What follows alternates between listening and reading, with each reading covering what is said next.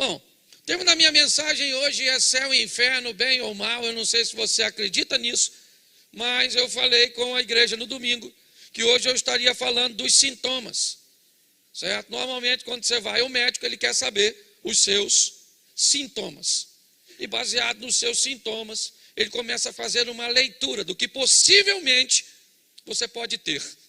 Nem sempre os seus sintomas, certo, darão com exatidão ao médico condições de estabelecer um parecer, mas certamente irá despertar nele um processo investigativo, para que ele possa discernir, através dos exames, qual é o seu problema, qual é o seu mal, o que é que está te atingindo.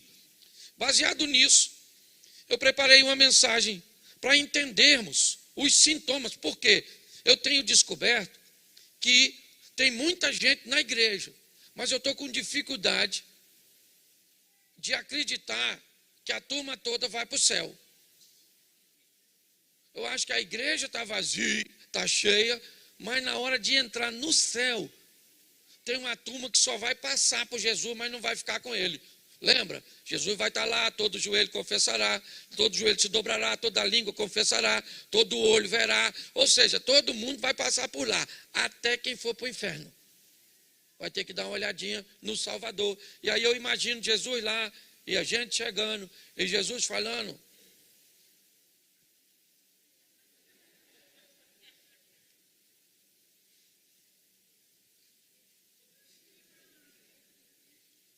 Vinde bendito. Mas eu imagino alguns chegando e Jesus fazendo.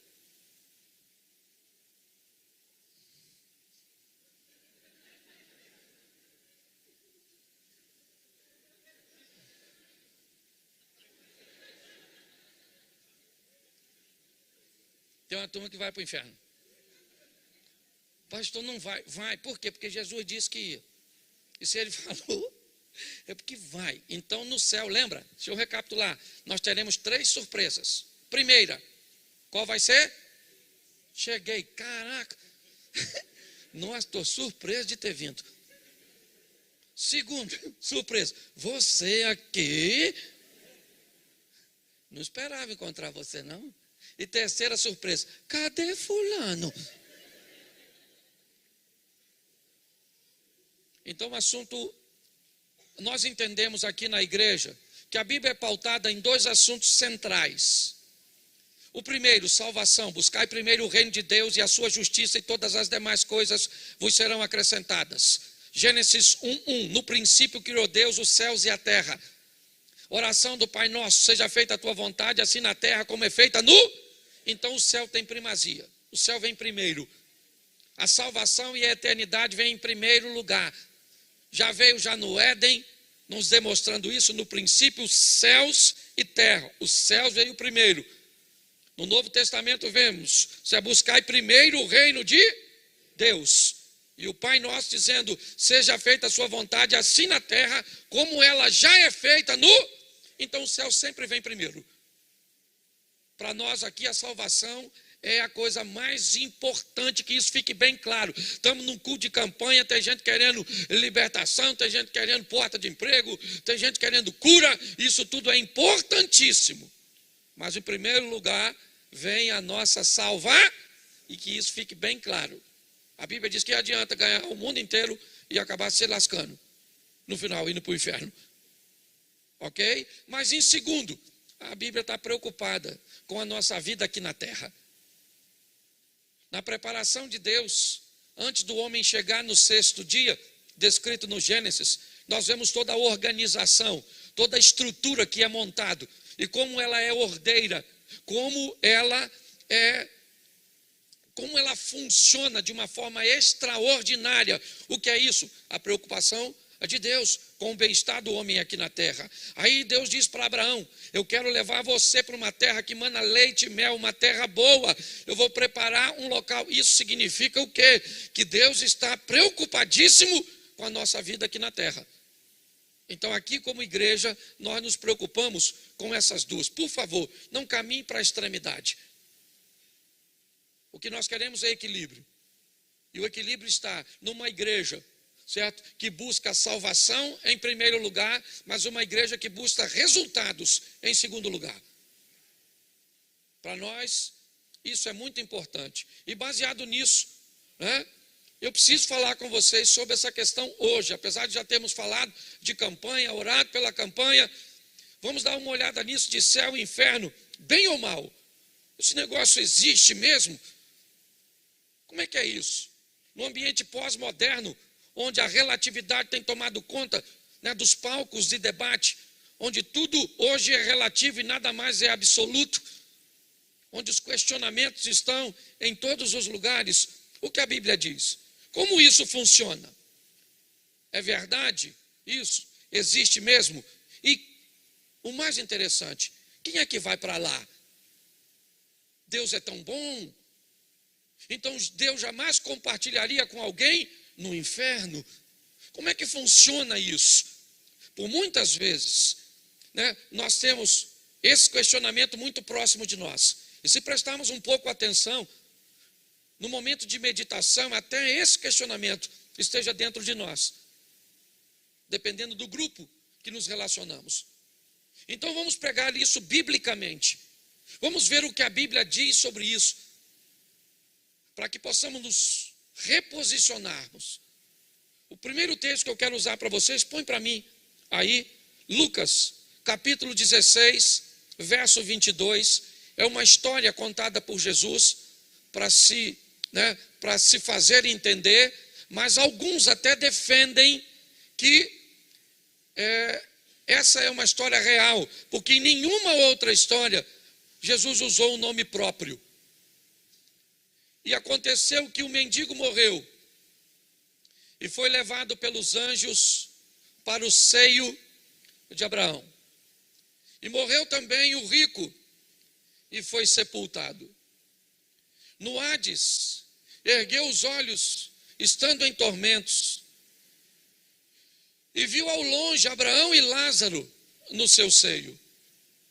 E clamando disse: Abraão, meu pai, tem misericórdia de mim, e manda a Lázaro que molhe na água a ponta de seu dedo, e me refresque a língua, porque estou atormentado nessa chama. Disse, porém, Abraão: filho, lembra-te de que recebeste os teus bens em tua vida, e Lázaro somente os males. E agora, este é consolado, e tu atormentado. E além disso, está posto um grande abismo entre nós e vós, de sorte que os que quisessem passar daqui para vós não poderiam, nem tampouco os de lá passar para cá. Feche os seus olhos. Senhor nosso Deus e Pai, em nome de Jesus, continua falando conosco e usa-me como um canal de bênção, em nome de Jesus. Amém. Glória a Deus. Amém? Preste atenção. Nós estamos diante de uma história idealizada por Jesus. Como eu disse, alguns acreditam que Lázaro, né, esse não é o mesmo Lázaro de Betânia, irmão de Maria e Marta. Mas em nenhuma outra parábola Jesus usou um nome próprio, somente nesta. E por isso, alguns acreditam que Lázaro, desta parábola, realmente existiu e era uma história real. Mas o mais importante nessa noite é entender o que Jesus está falando. Jesus está falando de dois homens. Esquece a classe social, econômica. Esquece que um era rico e o outro era pobre, porque não foi o dinheiro que os levou para esses lugares. Esquece a casa que eles moravam. Esqueça tudo isso. Entenda que eram dois seres humanos, dois homens. Quando Jesus quer passar uma mensagem mais universal, aqui ele diz: um homem perdeu uma ovelha, uma mulher perdeu a dracma. Mas aqui eu gosto dessa postura de Jesus, de dizer: são dois homens, põe em pé de igualdade. A narrativa vem apenas dizendo que um era rico e o outro era pobre. Mas se você acha que isso tem problema, e quiser olhar para o Evangelho de Lucas, capítulo 19, você vai ver Jesus entrar na casa de um rico e dizer: hoje a salvação veio a esta casa. Então isso quebra, certo? A sua postura em achar que o rico foi para o inferno porque tinha dinheiro e o pobre foi para o céu porque era pobre. Porque deixa eu te explicar uma coisa: tem gente que vai vir aqui nessa terra, vai ganhar dinheiro para caramba e depois vai se lascar, vai para o inferno. Tem ou não tem? Tem. Tem gente que veio aqui nessa terra que não ganhou dinheiro nenhum, que passou necessidade para caramba e vai para o céu. Tem ou não tem? Mas tem gente que veio aqui nessa terra, certo? Passou necessidade para caramba e depois ainda foi para o inferno. Tem ou não tem? Mas tem gente que vai vir aqui nessa terra, vai nadar de braçada, vai comer o melhor que Deus tem e depois ainda vai para o céu. Tem ou não tem? E quem é esse? Eu também. Não, você ficou, levantou a mão, demorou muito. Arrebatamento é no piscar de olho. Eu levantei a mão, você levantou, você ficou. Escute só. Nosso propósito aqui é fazer com que você entenda que não tem nada a ver com questão financeira. O que Jesus está dizendo é: os dois morreram. E depois da morte existem dois caminhos. E é isso, se atente para isso. O que Jesus está dizendo é que um morreu e depois da morte ele foi para o seio de Abraão. O texto diz que o outro morreu e que depois da morte ele foi para o Hades. Né? Não vou entrar no mérito da questão, umas duas antessalas, uma do céu e outra do inferno. Que fica grosso modo desse jeito, para ficar fácil. E Jesus está dizendo, olha que coisa interessante, que o cara que está no céu não tem nada dessa terra, não sabe mais de nada. Nada, nada, acabou. Louvado seja o Eterno. Novamente. Mas o cara que foi para o inferno reconheceu Lázaro. Essa passagem indica que quem for para o inferno vai lembrar das coisas daqui. Faz isso não. Estou brincando. Quem for para o inferno vai lembrar da memória daqui. Se tu for para o inferno, você vai lembrar desse culto. Bem que o pastor falou que ovinha. Não é que ele acertou? Nossa, eu estou com a vontade de errar. É muito importante nós entendermos isso. E essa história é uma história contada por Jesus. Se nós olharmos lá, Números 23, 19, coloca para a gente. Vou voltar no Velho Testamento, e aí vamos unir aí Jesus a Deus, e vamos ver aí. Deus não é homem para, e nem filho do homem para que, porventura, diria ele não, ou falaria e não. Então presta atenção, Lucas 19, 22, diz que um morre e vai para o inferno, o outro morre e vai para o céu. Verdade ou mentira? Isso aí. Eu ainda não disse quem é.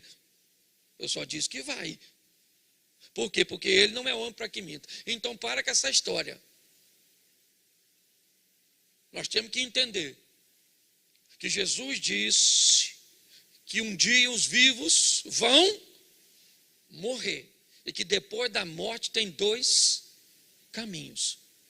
Quem disse isso foi Jesus. Se você encontrar algum indivíduo, eu já vou falar disso mais à frente, que não gosta dessa sentença, que acha que não é justo, é a palavra desse indivíduo contra a de Jesus. Tu fica com a de quem?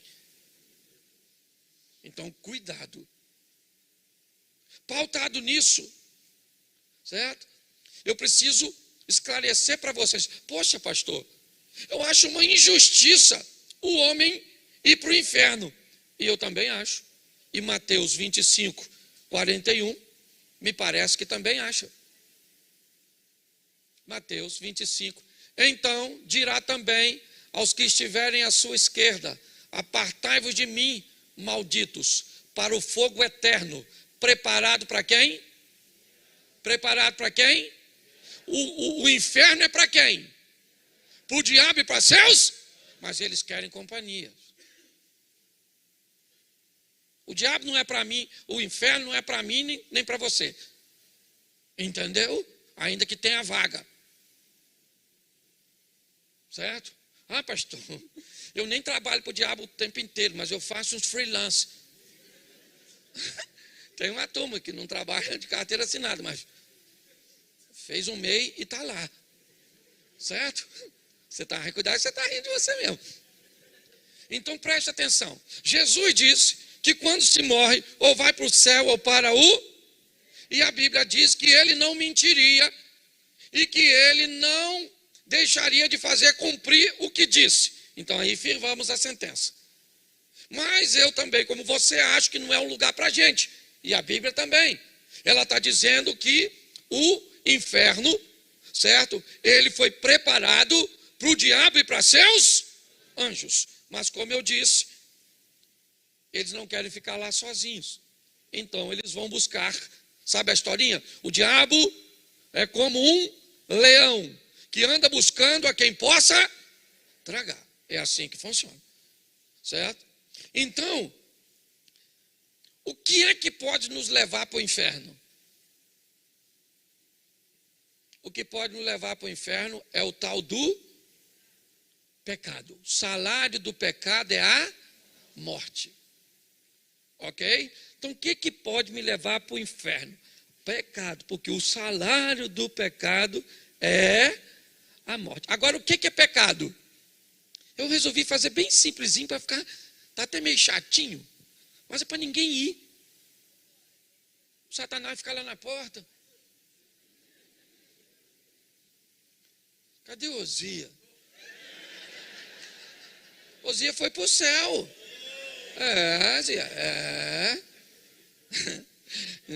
Não sei, mas é só uma brincadeira. Ok? Porque é meu companheiro aqui, eu estou brincando, mas só para você entender. Certo? O que é pecado? Pecado é aquilo que infringe a lei de Deus. Então, pecado é que me leva para lá. E o que é pecado? A desobediência. Ok? E aí vem a pergunta: quem é que pecou?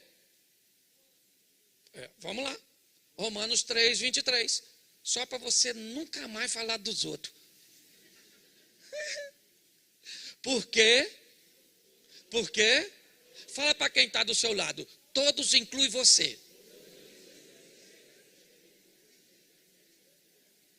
Para de acusar os outros, porque todo mundo, nós só cometemos pecado diferente. Então, malandramente, a gente acusa os outros daquilo que nós não faz. Ah, você adulterou? Eu não adultero.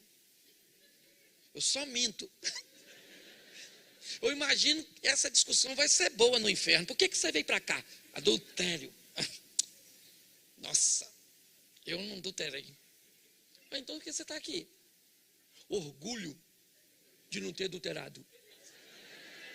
Porque tem gente que se orgulha do motivo pelo... Só pode. Só vai por um delito que na cabeça dele é menor que o dos outros. Que adianta, meu filho? O motivo que você entrar lá no inferno, qualquer motivo, é motivo. Ou será que vai ter níveis de tortura?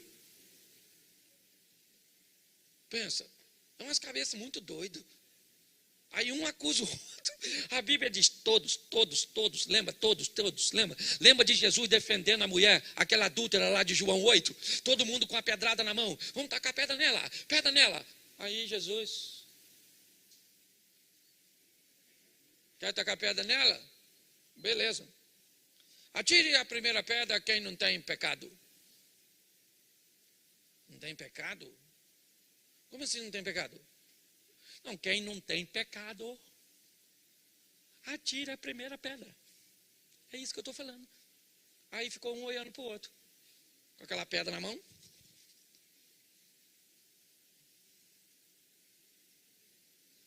Taca aí, pô. Não vou tacar, eu tenho pecado. Ele falou, não tem pecado. Nem sei o que eu estou fazendo com essa pedra. Eu nem vi. Foi todo mundo embora, jogou a pedra fora, foi todo mundo embora. Eu imagino a mulher falando, lembra? Ah, Jesus, Ninguém me tacou pedra, não. Porque todos pecaram. Romanos. Jesus deve ter dito. Todos quem? O que ele está dizendo é: o único aqui, dona, que pode tacar pedra na senhora sou eu. E eu ainda vou dar mais uma oportunidade. Vai, pare de ser vergonhice. Arruma um homem para a senhora. Deixa ter esse fogo. Se furor uterino, é ou não é verdade? Vai dar uma direção na vida da senhora. É isso que Jesus estava falando. Certo? Então preste atenção. Todos pecaram e destituídos estão da glória de Deus. Então, se todos pecaram, como é que nós vamos fazer? Primeiro nós precisamos entender como nos livrar do pecado que já cometemos, porque esse nós já fizemos. Como é que eu faço para me livrar dele? Gente, eu vou falar para vocês. Me veio uma coisa na cabeça muito. Eu fui fazer um exame. Eu fiz uma endoscopia com a colonoscopia simultaneamente. Entendeu? Se não entendeu, não vou explicar, porque já foi humilhante. Mas sabe uma coisa que eu saí de lá pensando? Eu fui fazer o exame pelado.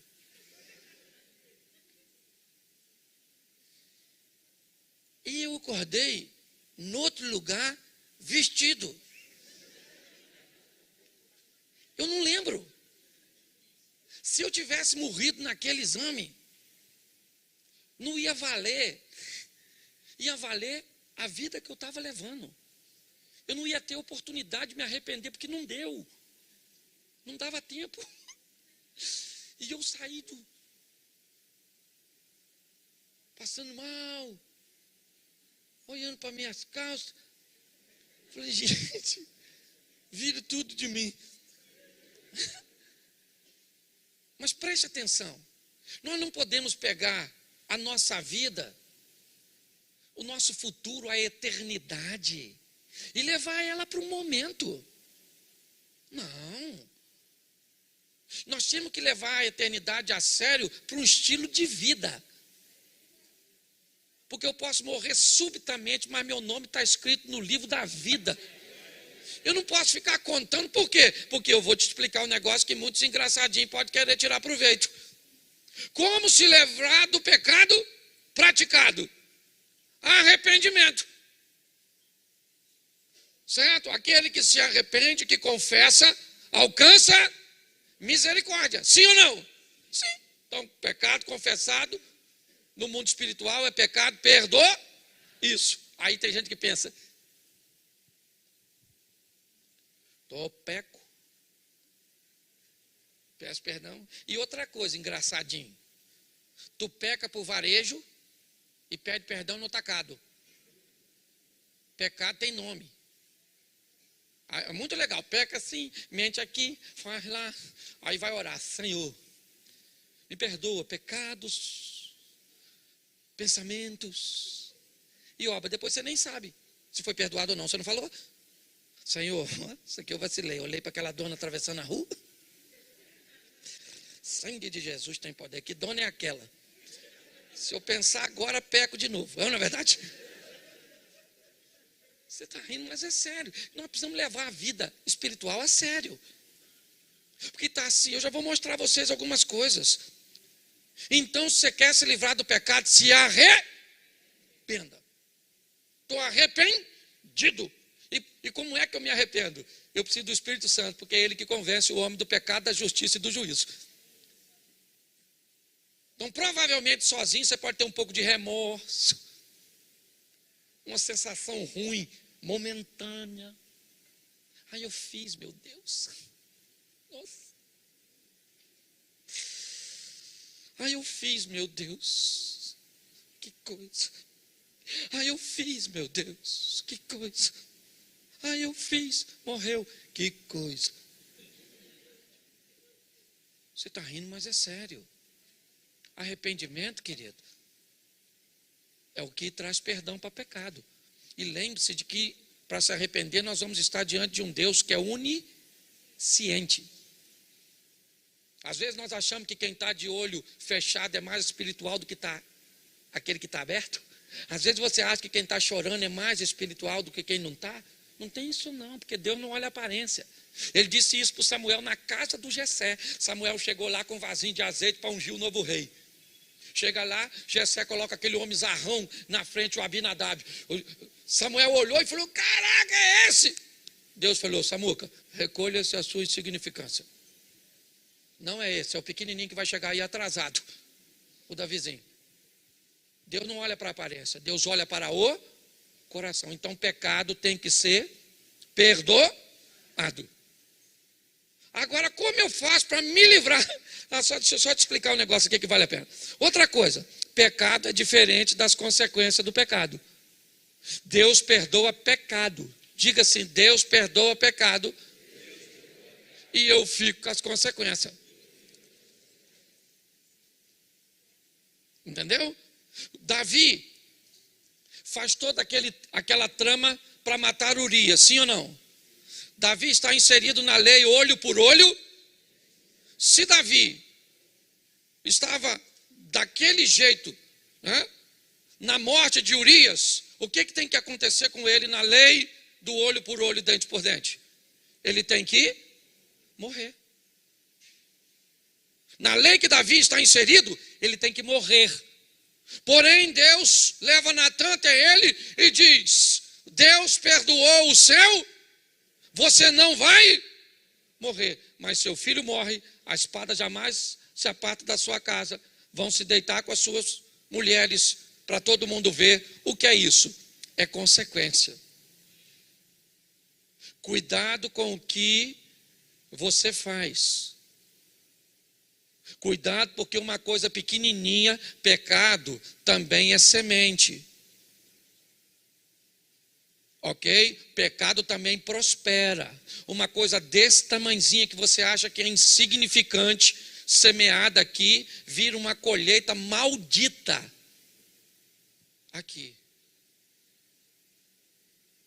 Eu estava num atendimento agorinha mesmo, de uma situação dessa que eu estou te descrevendo.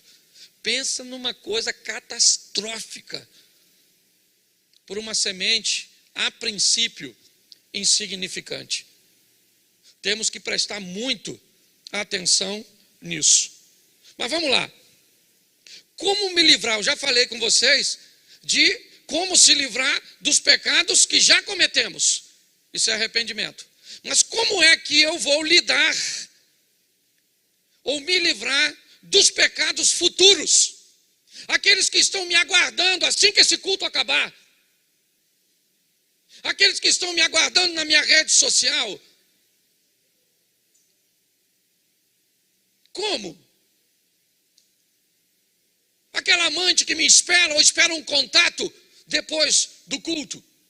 Aquela imagem pornográfica que eu planejo, ou mesmo sem planejar, eu vou ter contato com ela. Como é que eu faço com os pecados que ainda não cometi, mas sei que eles vão estar aí fora? Como é que eu vou lidar com isso? Desses eu não posso me arrepender, eu ainda não cometi. Então como é que eu lido com essa situação? Para aquilo que eu ainda não fiz, eu preciso de duas coisas: conversão. A Bíblia diz que, Tiago diz isso, que todo homem comete pecado quando ele é atraído e engodado pelas próprias concupiscências. Presta atenção, a palavra engodo é uma palavra utilizada no ambiente de pesca, onde o pescador joga restos, pedaços pequenos de isca dentro d'água, com o propósito de manter os peixes por perto, para conseguir capturá-los.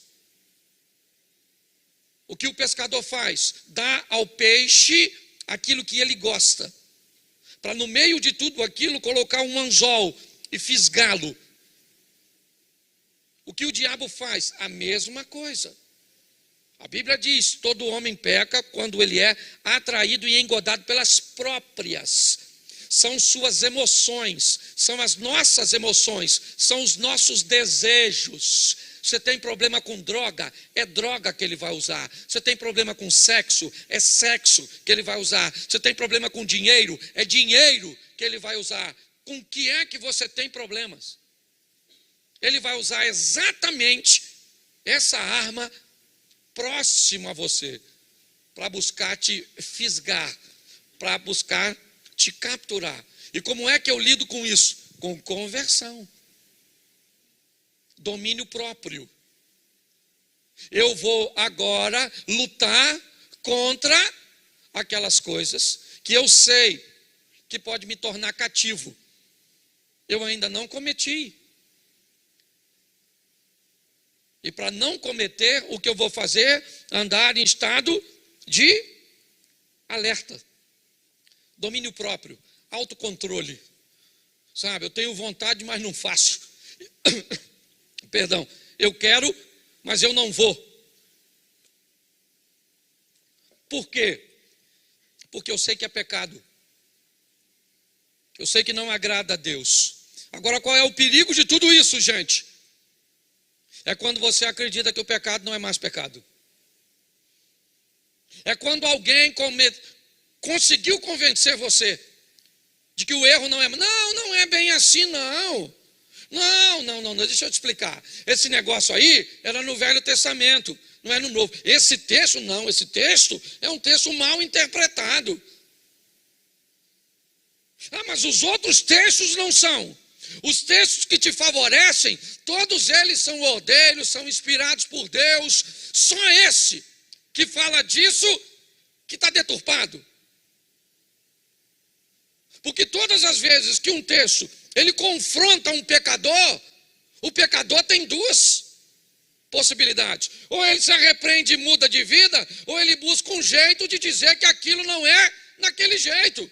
Não é bem assim, não. Esses dias eu vi um pregador renomado no Brasil, renomadíssimo no Brasil, que ele disse que um homem casado pode ter relações com outras mulheres além da esposa, desde que ela não seja casada.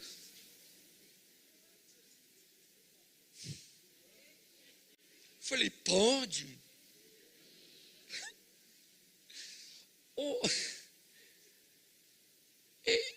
Gente, eu olhei para ele, falei, Jesus, será que ele acredita nisso mesmo? Mas por quê? Porque ele gosta de pular cercas. Vai se lascar. Isso acontece muito quando o grupo de pessoas que andamos pratica coisas que a Bíblia condena. E quando ela nos vê não praticando, elas querem nos convencer. Pastor, mas eu não critico ninguém, mas todas as vezes que você faz o certo, automaticamente você acusa quem está errado. Porque você diz para ele que há possibilidade de ser santo, há possibilidade de ser limpo, há possibilidade de viver com Deus. Então, pastor, eu lá no meu trabalho certinho e não discrimino ninguém. Uma ova, porque isso não adianta. Ele já vai se sentir ofendido com a sua fidelidade, com o seu comprometimento, com a sua seriedade. É assim que acontece. Na igreja, às vezes, acontece isso. Uns irmãozinhos com vida torta, querendo chegar perto da gente e jogar uma conversa fiada. Por isso, selecione. É muito importante nós entendermos isso. E para fazermos isso com maestria, vai aqui. O que a Bíblia diz? Se você quer viver uma vida com Deus de santidade, você aprenda a examinar a quem? A si mesmo. Examine-se o homem a si mesmo e vede se não está reprovado. O que a Bíblia está dizendo é que eu não tenho que ficar examinando a vida das pessoas que estão ao meu redor. Aliás, eu já cansei de falar isso aqui e vou falar para você que nos visita. Profeta Isaías tem um encontro com Deus, capítulo 6. No ano em que morreu o rei Uzias, ele vê o Senhor. E aí Isaías diz assim, quando vê o Senhor, ai de mim, que sou um homem de lábios impuros. Isaías está dizendo, quando eu me encontrei com Deus, a única pessoa que eu consegui ver Fui eu mesmo. Isso significa que quando as pessoas só conseguem enxergar a vida dos outros, ela ainda não encontrou com Deus.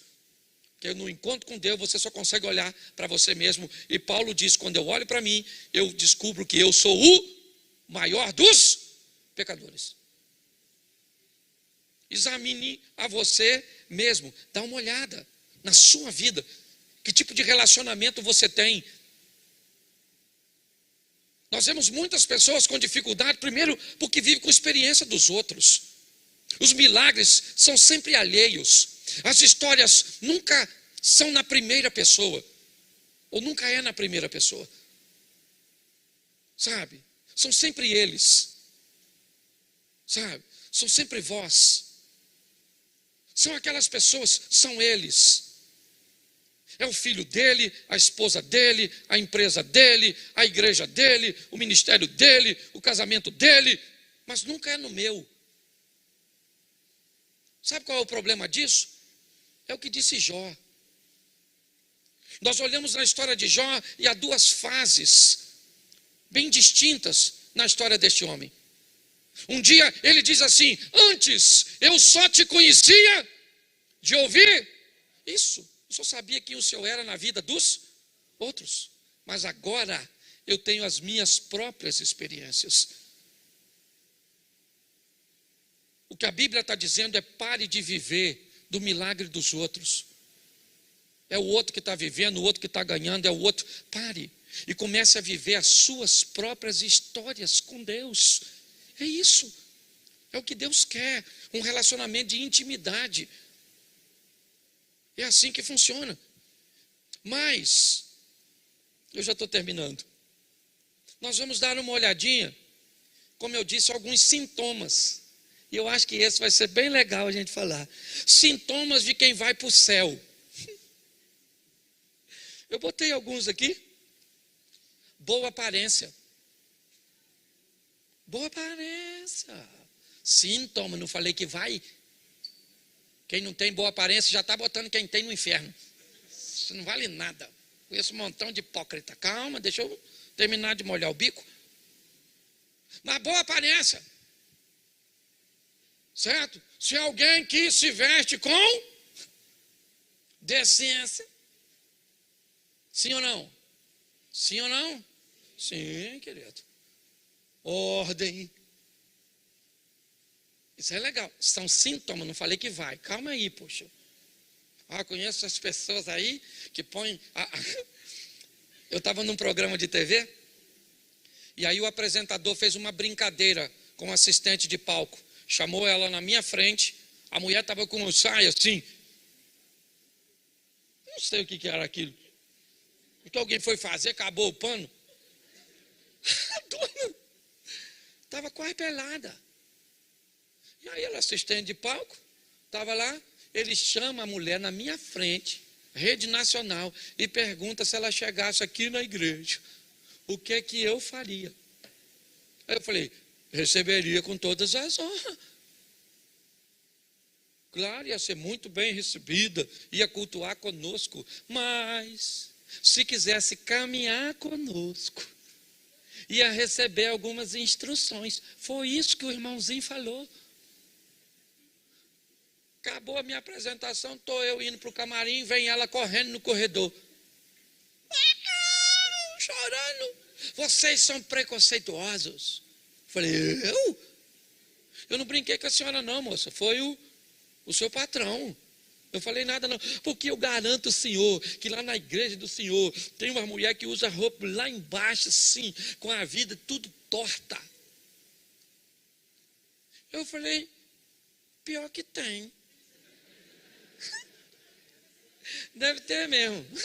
Mas vou falar uma coisa, pessoal, eu estou indo para o camarim e sobre esse assunto, você discute com ela quando você chegar no inferno. Que eu vou... Virei as costas e fui embora. Então, por isso que eu estou falando. Não estou falando que isso é um fator. Estou dizendo sintoma, boa aparência. As donas andam, vêm até para a igreja, parece que o mamá está com calor, quer pular, a saia lá no pé, o lascado lá em cima. Uma dona que veio esse dia aqui, meu filho, sentou, você via até a cicatriz da cesárea da dona.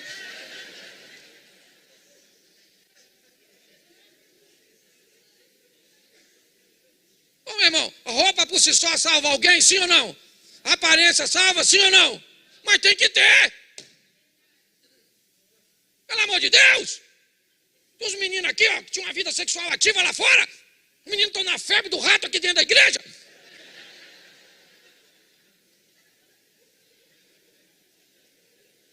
Pelo amor de Deus, rapaz. E tem uns caras também. Umas roupas apertadinhas, parece que é negócio de avaco.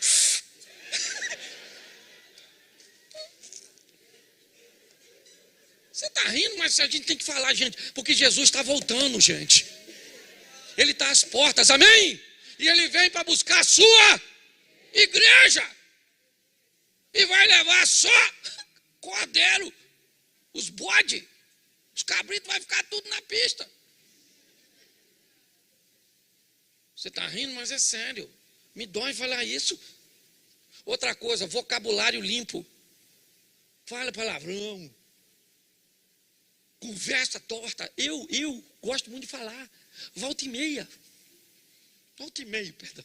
Eu estou falando besteira. Cláudio. Isaías, Cláudio. Lábios impuros, Cláudio. Fecha essa boca, Cláudio. Fecha essa boca. Até o tolo, quando fica quieto, Cláudio, é considerado sábio. Eu luto contra a minha língua. Luto. Só alguém contar um troço engraçado que... Senhor, por que me desamparaste? Me ajuda. Então é difícil para todo mundo, não é só para você não. Vocabulário, cuidado com os palavrões. Chutava uma coisa antes, lembra? Você gritava? Lembra? Hoje você chuta, o que você faz? Aleluia! Santo de Israel. Louvado seja Deus. Satanás está nessa pedra, sabe? Vocabulário, presta atenção nisso. Certo? Isso é um sintoma bom. Não falar essas coisas. Terceiro, conhecimento bíblico. A turma que vai para o céu tem que saber. Conhecer a verdade. Uns crentes que você... Esse dia eu estava num culto, falei, abra sua Bíblia no livro de Abraão, capítulo 13, verso 8. Aí o pessoal começou a abrir e eu fiquei bem olhando. Aí alguém olhou e falou assim, mas não tem. Eu falei, descobriu agora. Miserável, nem sabia aquele dia. E ainda quis falar que eu estava errado. Ainda olhou para mim com cara de acusação. Então, querido, é sintoma de quem vai para o céu conhecer a palavra de Deus. Posso ouvir um amém? Isso. É sintoma também de quem vai ter fidelidade financeira. Porque a única coisa que a Bíblia compara com Deus é o dinheiro, mamon. Então, é sintoma de quem vai para o céu confiar que Deus não mente. Ele diz que vai abrir janela nos céus, porta nessa terra. Então, quando você vê alguém que não tem fidelidade financeira, você pode dar uma olhadinha que esse pessoal tem problema. Cuidado com o próximo. Quem vai morar no céu também pensa no seu semelhante. Com o bem-estar dos outros, caridade. Tem gente que está nem aí para nada. O importante é que meu nome está escrito no livro da vida e os outros é que se dane. Estou doido para Jesus voltar. Esse dia eu estava na igreja, o garoto orando do meu lado. Volta logo, Jesus, volta logo, Jesus. Volta, anseio pela sua volta. Eu não aguentei. Do lado dele, eu falei, Senhor, leva ele. Ele quer tanto ir, que leva ele, poxa. Garoto novo. Tanta gente para não pregar ainda, para aceitar Jesus. O que é isso? Gente que só se preocupa consigo mesmo. Jesus podia voltar agora, podia. E essa turma toda que ainda está perdida aqui para você gravar, para evangelizar as pessoas? Olha que beleza. Comprometimento com a igreja, também é sintoma de salvo. Culto ao pastor. Igreja é uma invenção do homem. Igreja não salva ninguém. Eu não quero mais ver igreja. Então vai, meu filho. Vai. Cristo em casa. Vai lá, faz. Vai ser aonde? Então, deixa eu te falar, é sintoma de salvo. O comprometimento. E conduta moral. E eu aprendi uma coisa: o que é moral? Moral é aquilo que fala de você quando tu não está. Porque quando tu está, nossa, até defunto, fica bom. Nossa, homem bom, bom pai. Enterrou, rapaz, ruim, hein? Quem é que vai receber do outro lado? Porque eu estou falando para você, tem gente tão ruim, que se o diabo me pedir referência, eu não dou. O que você acha de eu levar, pastor Cláudio? Fulano? Deixa para Jesus, que é mais poderoso. Que isso vai arrumar uma confusão danada no inferno. Tem gente que é ruim até para se perder. Estou falando sério. Pastor, o que você está dizendo? Eu estou dizendo que nós temos que olhar os sintomas. Mas muito mais do que os sintomas que são claros, como observar como a pessoa se veste, como ela conversa, o que ela fala, seu conhecimento bíblico, sua fidelidade financeira, seu comprometimento com o próximo, seu engajamento com a igreja e sua conduta moral, tem uma coisa que sobressai a tudo isso, que é fazer isso por amor a Deus. E aqui está a chave, e ela é subjetiva. Por isso, que por piores que sejam os sintomas, nós não podemos dizer que ninguém está perdido. Mas se você quiser dizer hoje que você está salvo, porque você crê em Cristo e obedece, isso é show para você. Mas pastor, peraí, tem alguma coisa de errado. Um ladrão está pregado na cruz. Ele está provavelmente quase nu, como Jesus. Ele não era dizimista, não frequentava a igreja. Provavelmente seu conhecimento bíblico era pouco. O cuidado com o próximo era nenhum, porque o que ele queria era apanhar a coisa do próximo. Sua conduta moral era horrorosa. E Jesus disse: ainda hoje estarás comigo no paraíso. É verdade. Eu só gostaria de lembrar você que aquele homem tomou posse da salvação pelo arrependimento, e aquilo perdoou os pecados que ele havia cometido, mas a consequência do que ele fez o levou à morte. Jesus não disse para ele: por causa disso, querido, perdoados estão os seus pecados, desce da cruz e vai embora. Não. Isso Jesus disse para a mulher adúltera: perdoados estão os teus pecados, agora vá e não peques mais. O grande desafio, irmãos, é que não há uma lei de compensação. E eu não sei em que ambiente essa que é uma prática muito comum do espiritismo entrou de forma sorrateira no mundo evangélico. Eu tenho o direito de cometer alguns erros, porque eu faço algumas coisas boas. Não, eu erro, mas eu dou aí umas cestas básicas por mês. Não, eu erro, mas eu trabalho bastante no ministério lá da igreja, eu me dedico. Bom, eu acho que você está equivocado sobre o sistema de salvação. Ele não tem a ver com obras somente. Ele tem a ver com fé.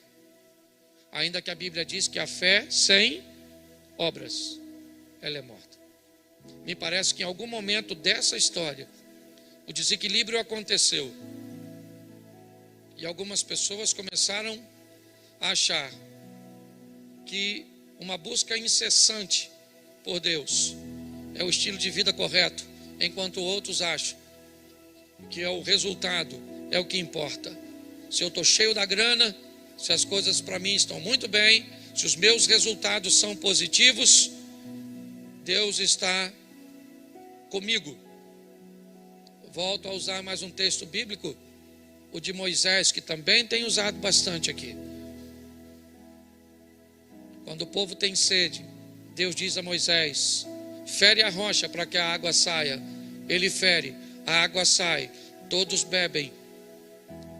E Moisés é aceito por Deus porque o obedeceu.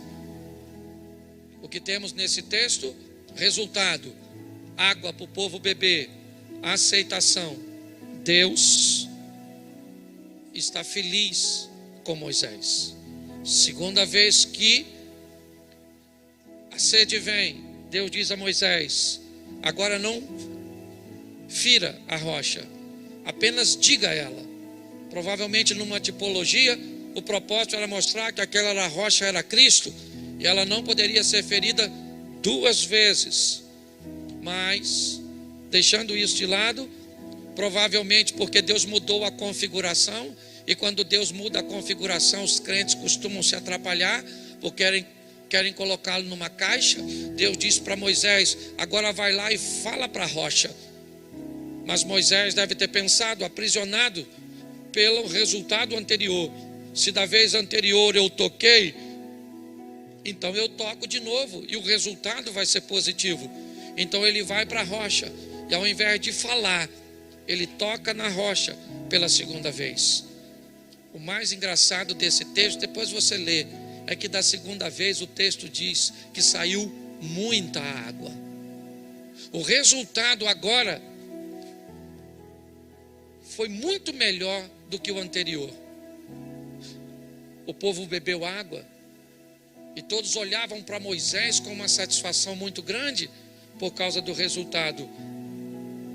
E Deus tira Moisés do grupo, leva para o privado e diz: Moisés, comigo o que vale não é só resultado, é aceitação. Você teve bons resultados para com eles, mas mal para comigo. Lembra do apóstolo Pedro? A mim mais importa agradar a Deus do que aos homens. Eu falo isso nas minhas pregações e fecho aqui. A parte mais fácil do meu ministério é pregar. A parte mais difícil é viver. Pregar é tão fácil. Eu já faço isso há tanto tempo. Deus me deu uma habilidade que às vezes basta abrir o texto e a mensagem salta aos meus olhos. Mas transformar isso aqui para ser um bom marido, para ser um bom pai, para ser um bom patrão, para ser um bom amigo, para ser um bom pastor, é o maior desafio da nossa vida. Que a hipocrisia não tome conta de nós. Que nós venhamos a viver uma vida crescente, paulatina, é verdade, mas crescente, de ascensão, de uma glória que amanhã vai ser maior do que a de hoje, de uma fé que amanhã vai ser maior que a de hoje.